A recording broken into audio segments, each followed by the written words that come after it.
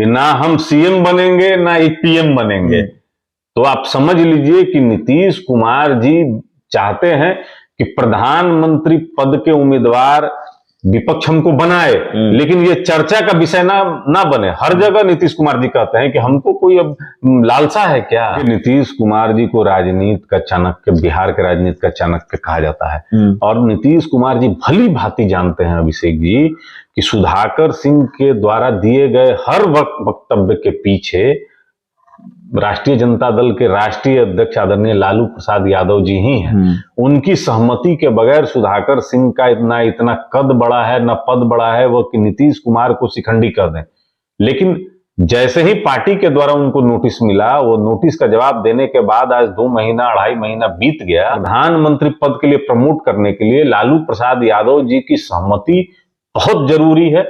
और ये सब जैसे ही सामान्य होगा, क्लियर होगा, तो आप देखिएगा कि दोनों पार्टी में कहीं ना कहीं हमको लगता है कि खटास आ जाएगी। नमस्कार, आप देख रहे हैं धा न्यूज और मैं हूं अभिषेक मिश्रा। बिहार के मुख्यमंत्री नीतीश कुमार क्या फिर से कोई बड़ा राजनीतिक खेला करेंगे? इसकी चर्चा बिहार की राजनीति में, बिहार के राजनीतिक गलियारों में पिछले कई घंटों से है। और उसकी वजह आप जानते हैं, क्योंकि इस पर हम लगातार बात कर रहे हैं।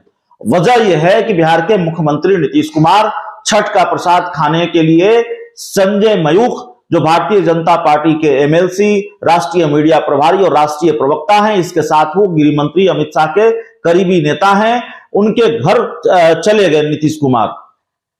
इसके अलावा बिहार की राजनीति में कई संयोग पहले से होते रहे हैं। नीतीश कुमार को अमित शाह फोन करते हैं, नीतीश कुमार को राजनाथ सिंह फोन करते हैं, नीतीश कुमार की पार्टी जेडीयू राहुल गांधी की सदस्यता चले जाने को लेकर महागठबंधन जो विरोध मार्च करता है विधानसभा परिसर में, उसमें शामिल नहीं होती है। हालांकि कल शामिल हुई है, उससे पहले वाले मार्च में शामिल नहीं हुई है। तो राजनीति में इतने संयोग होते हैं क्या, और ढेर सारे संयोग दिख रहे हैं। और सियासत में जब भी संयोग होता है तो राजनीति बड़े खेल की तरफ बढ़ती दिखाई देती है या खेला हो जाता है। हमारे साथ राजनीतिक विश्लेषक की भूमिका में चंदन सिंह हैं। चंदन जी, बहुत संयोग हो रहे हैं, ये अमित शाह के फोन, राजनाथ सिंह के फोन, फिर बीजेपी के जो बड़े नेता हैं अमित शाह, गृह मंत्री हैं, उनके करीबी संजय मयूख के घर पर प्रसाद खाने चले जाना, ये क्या चल रहा है, क्या होता हुआ देख रहे हैं? देखिए अभिषेक जी, आदरणीय अमित शाह जी का जो फोन गया था तो बिहार के नए राज्यपाल के संदर्भ में, राजेंद्र विश्वनाथ आर्लेकर के संदर्भ में था। बिल्कुल। आदरणीय राजनाथ सिंह जी का जो फोन था वह हाजीपुर में एक मामला था, एक सैनिक के पिता, शहीद सैनिक के पिता का मामला था। और राजनीति में देखिए संयोग, आप जो कह रहे हैं कि संजय मयूख के घर पे खरना का प्रसाद खाने के लिए गए, इससे पूर्व में मैं आपको याद दिला दूं कि जिस समय एनडीए का गठबंधन टूटा, भारतीय जनता पार्टी और जनता दल यूनाइटेड अलग हुए, उस समय नितिन नवीन के पुत्री के भी जन्मोत्सव में आदरणीय नीतीश कुमार जी गए। तो देखिए वैचारिक लड़ाई है, लेकिन मिलना जुलना तो होते रहता है। नहीं, लेकिन रिकॉर्ड ये भी तो कहता है कि इफ्तार खाने चले गए, पुरानी दुश्मनी भुलाकर, तो फिर वाकई एक नई दोस्ती की इबारत लिखी गई और बिहार में खेला हो गया। देखिए इफ्तार हो, चूड़ा दही हो, इस सब में तो बन जाता है समीकरण। हाँ, एक बात जरूर है कि नीतीश कुमार जी को के बारे में कहा जाता है कि इनको आकलन आप नहीं कर सकते हैं कि कब ये पलट सकते हैं। जैसे कि अभी आपने बताया कि कांग्रेस के जो नेता हैं राहुल गांधी जी की सदस्यता जाने के बाद कांग्रेस के साथ पहले मार्च में जनता दल यूनाइटेड सम्मिलित नहीं हुई, लेकिन वही उनके राष्ट्रीय अध्यक्ष ललन सिंह जी का बयान आया, वो कांग्रेस के पक्ष में था। तो नीतीश कुमार जी बहुत सोच समझकर कोई बयान दे रहे हैं या पोस्चरिंग कर रहे हैं। अभी वो फिलहाल तेजस्वी प्रसाद यादव के साथ भी खड़े हैं कि नहीं है, ये भी पता नहीं चल रहा है, क्योंकि ईडी और सीबीआई की जो जांच हो रही है उससे अपने आप को कहीं ना कहीं ऐसा कोई बयान नहीं आया जिससे लगता हो कि तेजस्वी यादव के साथ मजबूती से नीतीश कुमार खड़े हैं। देखिए राजनीतिक गलियारे में हवा थी कि नीतीश कुमार जी अगर विपक्ष का चेहरा नहीं बनेंगे 2024 में, तो ये संभवतः 2025 में तेजस्वी को गद्दी नहीं सौंपेंगे। तो हो सकता है कि ये पुनः भारतीय जनता पार्टी के साथ आ जाएं।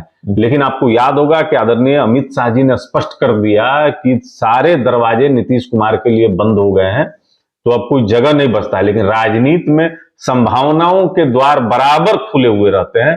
तो अभी फिलहाल वर्तमान में नीतीश कुमार के लिए एक बेहद अवसर दिख रहा है कि दिल्ली की राजनीति वो कर सकते हैं। वैसे भी उन्होंने अनाउंस कर रखा है कि सत्र के बाद वो विपक्षी एकता के लिए निकलेंगे। नहीं, लेकिन ठीक है, निकलेंगे, लेकिन जिस तरह से ये मामला ठंडा पड़ा विपक्षी एकजुटता का, और किन वजहों से पड़ा, अलग अलग वजह हो सकती है, तो बड़ा सस्पेंस नहीं है आखिरकार विपक्षी एकजुटता को लेकर नीतीश कुमार उतने सक्रिय, उतने एक्टिव दिखाई नहीं दे रहे हैं। फिर आगे जो उनका ऐलान है, सक्रियता बढ़ेगी, एक्टिविटी बढ़ेगी, ये देखना होगा। इससे भी थोड़ा अंदेशा होता है कि नीतीश कुमार के मन में आखिर चल क्या रहा है। देखिए, विधानसभा में अभी 4 दिन पहले तेजस्वी प्रसाद यादव का बयान आपको याद होगा कि ना हम सीएम बनेंगे ना ही पीएम बनेंगे। तो आप समझ लीजिए कि नीतीश कुमार जी चाहते हैं कि प्रधानमंत्री पद के उम्मीदवार विपक्ष हमको बनाए, लेकिन ये चर्चा का विषय ना बने। हर जगह नीतीश कुमार जी कहते हैं कि हमको कोई अब लालसा है क्या, हमने तो बहुत कुछ कर लिया है। तो अगर प्रधानमंत्री पद के उम्मीदवार ये बनते हैं तब तो इनकी भूमिका हमको सक्रिय भूमिका राजनीति में दिखाई देती है, अथवा नीतीश जी का जो लोकप्रियता का ग्राफ था और राजनीति में जो उनकी सक्रियता थी वो दिन पर दिन खत्म होती है, हमको दिखाई दे रही है। ये जो चर्चा चल रही है या ये जो कयास लग रहे हैं, भले ही बीजेपी नेता के घर नीतीश कुमार गए उसके बाद से लगने शुरू हो, उससे पहले भी कुछ कयास लगते रहे, क्या इन सब को लेकर, इन सब के बीच एक फैक्टर यह भी काम कर रहा है कि चूंकि नीतीश कुमार को आरजेडी के विधायक ने ही शिखंडी कहा, और भी कई तरह के हमले किए सुधाकर सिंह ने, और आरजेडी ये भरोसा देती रही कि कार्रवाई होगी, नोटिस भेजा गया, कार्रवाई अब तक नहीं हुई, क्या इसको लेकर भी नीतीश कुमार के मन में कोई टीस आप देख रहे हैं, ऐसे समझ पा रहे हैं? और यह भी एक कारण हो सकता है जेडीयू और आरजेडी के बीच के टकराव का, या नीतीश कुमार अगर पाला बदल लें, मन बदल लें,